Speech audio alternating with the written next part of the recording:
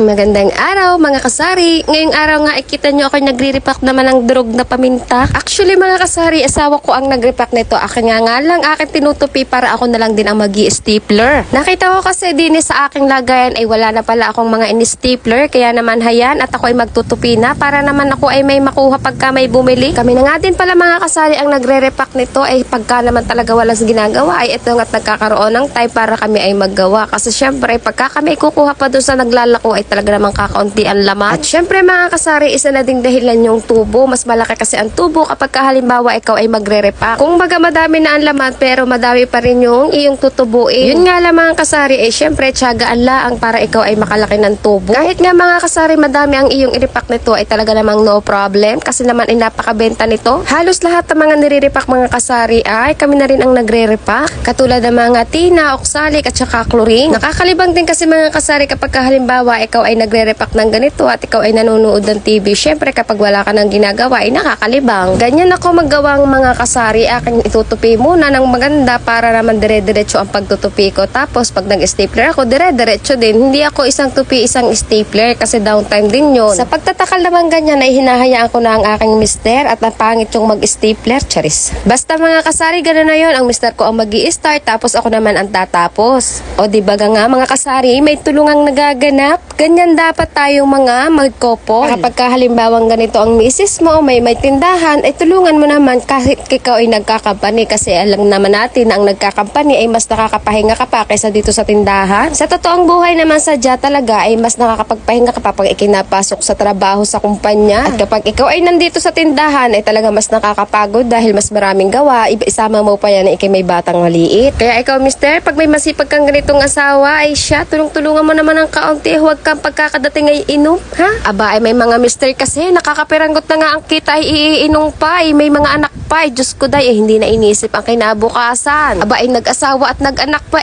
tapos ang kikitain pala ng isang araw, iinom din pagkatapos. Aba, ay sino kawawa? Di baga ay ang ina at ang anak na nag-aaral pa. Kaya naman, eto na nga at naubusan na nga ako ng bala ng stapler, kaya ito at ako'y kukuha na para ako'y makapagpalit at madire-diretso na at matapos ko itong aking ginagawa. O di baga nga mga kasari, napakabilis lang gawin kapag halimbawa ay ganito nakatupi na, madali lang i-stapler kasi ikaw ay hindi na mada-downtime. Medyo sayang nga lang yung aking stapler kasi malaki yung aking nagamit. Wala kasi akong maliit din kaya naman I had no choice. Pangsitsiri ako kasi yung mga kasari, yung stapler ko na yan na kapag halimbawa ay ako ay wala nang masabitan, i-stapler ko na lamang dito sa karton. Kaya lang wala akong choice na gamitin kasi naman ay nasira yung aking maliit na stapler na pang ginagamit ko diyan sa mga ganyang tigpipiso. Yan nga pala mga karton mga kasari ay madami na akong ready niyan kasi naman ay yung karton ng aking Bebe Love Love na sa gatas ay aking ginugupit-gupit na. Kaya naman kahit i-repack ay napakadami ko ng karton. O di ba mga kasari, napakagandang tingnan napakaganda ng pagkaka-stapler ko, charis. So paano mga kasari, yun lang, bye bye, thank you for watching.